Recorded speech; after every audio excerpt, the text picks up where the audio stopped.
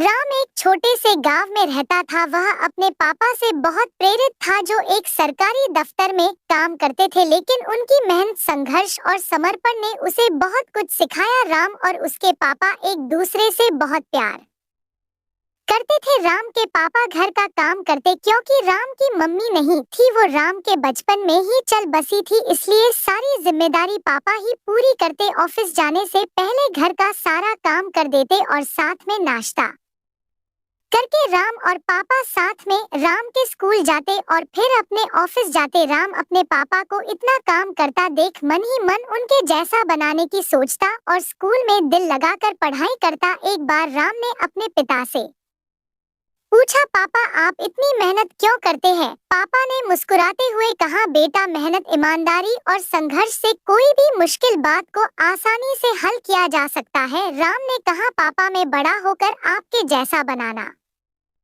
चाहता हूँ और इसलिए मैं बहुत पढ़ाई करूंगा। राम के पापा यह सुनकर बहुत खुश हुए और कहा, हाँ बेटा मैं तुम्हारी पढ़ाई में मदद करूंगा। और फिर रोज ऑफिस के आकर राम के पापा उसकी पढ़ाई में मदद करते और राम भी अपने पापा से मन लागत कर पढ़ता। राम ने अपने पापा के उपदेशों को गहराई से समझा और मार्गदर्शन में सक्रिय रहा। उसने अपनी पढ़ाई में प्रयास किया और अपने लक्ष्यों को पाने के लिए संघर्ष किया। इसी के साथ जल्द ही मकर संक्रांति का दिन आया, जिस दिन सब मिलकर पतंग उड़ाते हैं। राम और उसके पापा ने भी उस दिन खूब पतंग उड़ाई, साथ ही बहुत मस्ती की। राम और उसके पिता का संबंध दो दोस्तों जैसा था। राम के लिए उसके पापा उसके हीरो है। राम के पापा ने उसके लिए बहुत सी चीजें बनाई और साथ में खाई। एक दिन राम ने अपने पापा को गर्व से भरी आंखों से देखा। राम के पापा ये देखकर बहुत खुश थे। अब वह बड़े स्कूल में पढ़ने जा रहा था, जहाँ के